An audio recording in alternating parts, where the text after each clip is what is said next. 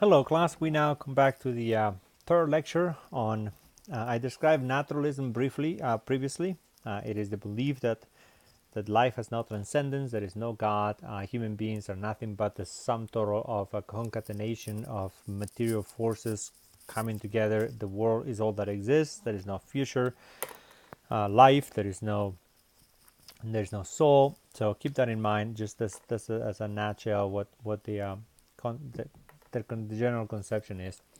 But I wanted to go over a little bit just to give you before you read the links that I gave you.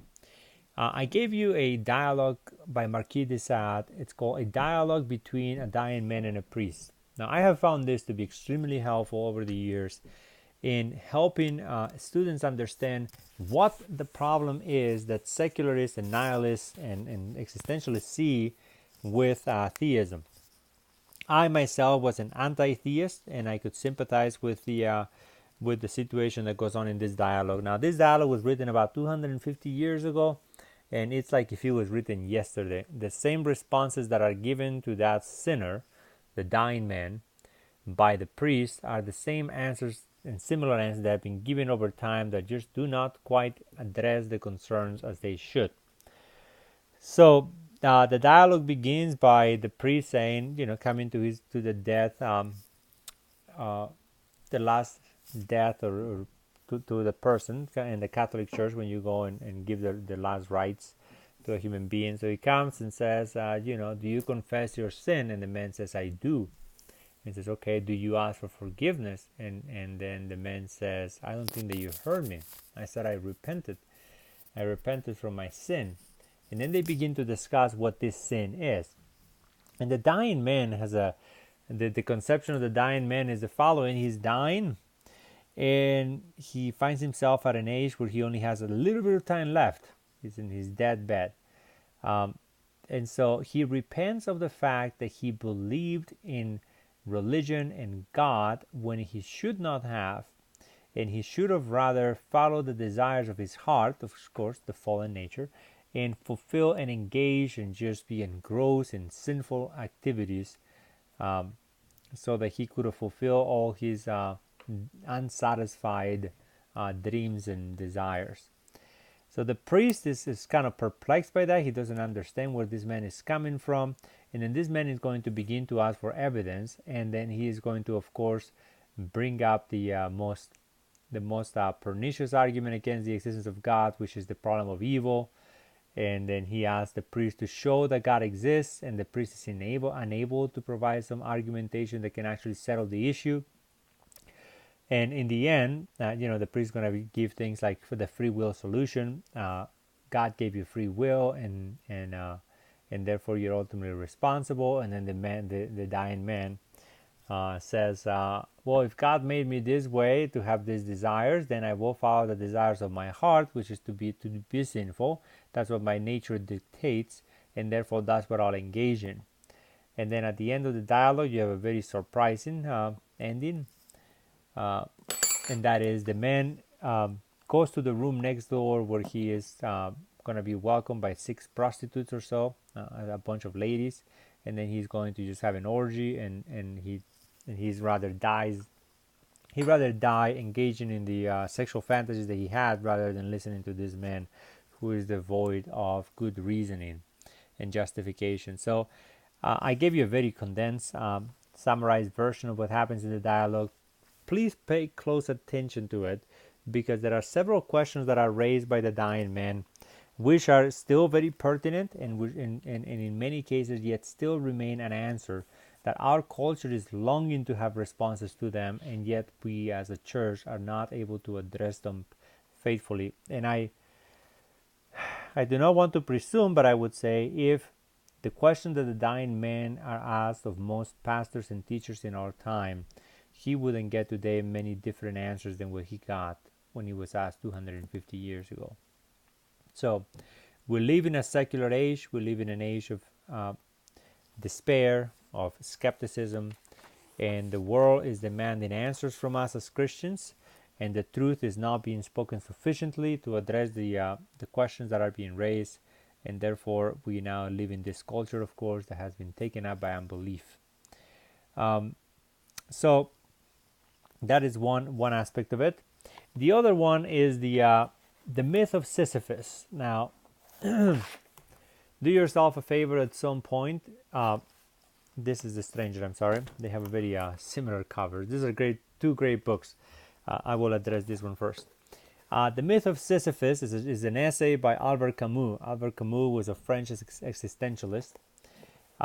And what Albert Camus is going to bring up here in The Myth of Sisyphus, he is going to beautifully capture the problem that is going on in an existentialist perspective.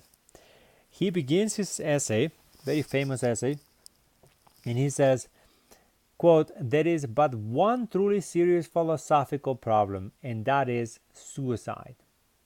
Now, he's getting to the existential aspect of philosophy. This is not just platitudes of whether or not how many angels can dance on the head of a pin, or whether or not matter can be both eternal and not eternal, which are, things that needs to be settled, but not necessarily relevant to the human person at any given time. And what he says is suicide. You should put your ideas into practice. If life is meaningful, then live it out. If life is meaningless, then quit it. That is the famous Hamlet's "to be or not to be." Now, I want to make this remark. Hamlet is by far the most knowledgeable person of human nature in an ordinary sense. He's able to capture what is there better than anybody has. He's able to express philosophical terms in ways that existentialists could not have expressed it better. But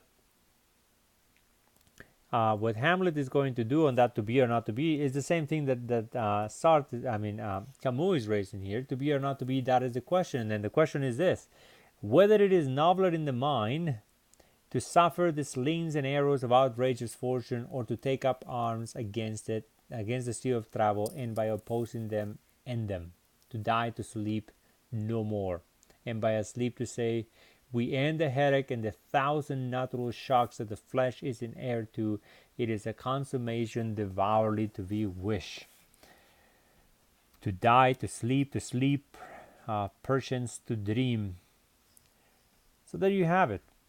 Which one is better, to stay alive or to die? To stay alive and suffer all the iniquities that we have to go through, all the betrayals, all the toil, all the strife, the old age, the sickness and death, the war, the famines and plagues. Is it worth it, or is it not? Is it nobler in the mind to put up with it or to quit it? Which one? And what you have here is the myth of Sisyphus. Camus is going to raise that question. The judging whether or not life is or is not worth living amongst to answering the fundamental question of philosophy. Remember, philosophy means the love of wisdom. And as a lover of wisdom, you will put into practice that which you profess. And then he quotes Nietzsche. And Nietzsche says, "A philosopher deserves our respect. To deserve our respect, must preach by example." And he says, you can appreciate the importance of the reply, for it will precede the definitive act, suicide. So putting it into practice is going to be what's important. And then he gives the example of Galileo, and he says, whether the sun surrounds the earth or the earth surrounds the sun, it's not something that people will be willing to die for. And then he goes on and explains further. He says, on the other hand, I see many people die because they judge that life is not worth living, suicide. I see others paradoxically getting killed for their ideas or illusions that give them a reason for living. What is called a reason for living is also an excellent reason for dying. Remember, some people, even us, of course, if we were called to renounce Christ in order to be physically alive, I hope we have the fortitude to withstand that by committing martyrdom, like many have done in the past, including the apostles. But yes, the meaning of our lives is more important than our lives itself. He says, I therefore conclude that the meaning of life is the most urgent question, and he is correct. This was the most compelling point that I found in existentialism that I didn't find elsewhere. When you read the existentialist and the nihilist, you encounter people that are dealing with the most basic questions that we can ask, and the importance of human life and whether or not life is worth living or not. In our ordinary life, we kind of busy ourselves into small little tasks and lose sight of the big picture, lose sight of the truth of God, lose sight of what really matters. We strain at gnats and swallow camels constantly. And what these guys are trying to say, stop this pursuit of truth, whatever. Philosophy has become a dead letter. Theology is just an exercise of erudition and a play that people have, coming up with books, publications. Why don't you live out the important questions by putting them into practice? And then he says, killing yourself amounts to confessing. So your action reveals something. The act of killing yourself is telling something. It is confessing that life is too much for you and that you do not understand it. It is not worth the trouble. Living naturally is never easy. And that is the truth that Scripture recognizes, and we should be very cognizant of. We cannot be an island of bliss in a sea of misery if we have any conscience and care and concern for our neighbor. Psalm 90, I would recommend that you read that one too. See, the Scriptures do a marvelous way of explaining to us these worldviews before these worldviews were developed as movements. Psalm 90 is said to be written by Moses, the only psalm that was written by him. It is a sombering, beautiful example of reflection on life, of Moses at the end of his life. This is what a godly man conceives of life and what he prays for. And he says, we spend our days under the power of your wrath. And then he goes on and prays that the Lord will uphold the work of our hands. So I'll leave that for you. Ecclesiastes will be a suggested reading. Psalm 90 will be an excellent psalm for you to read. And then he then goes on and explained the feeling of absurdity or the stranger.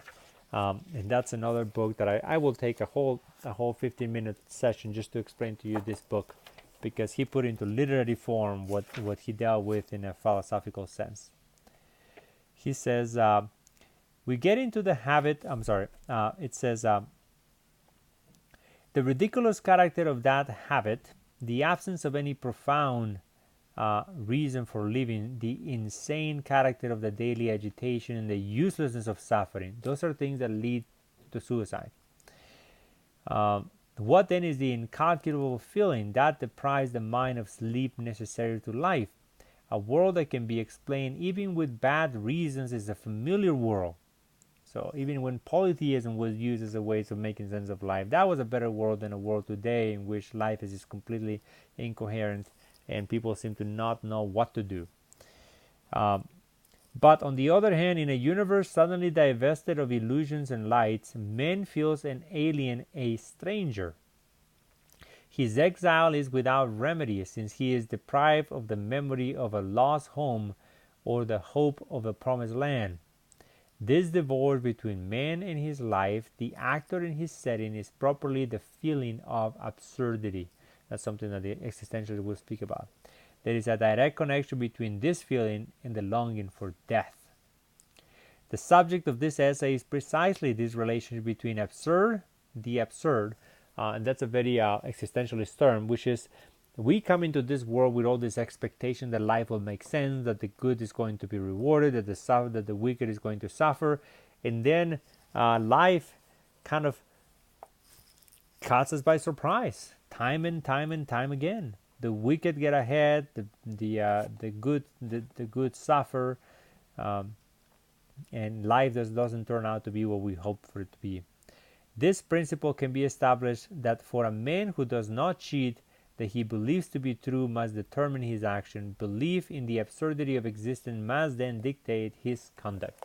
I'll continue with the myth of Sisyphus in the next lecture.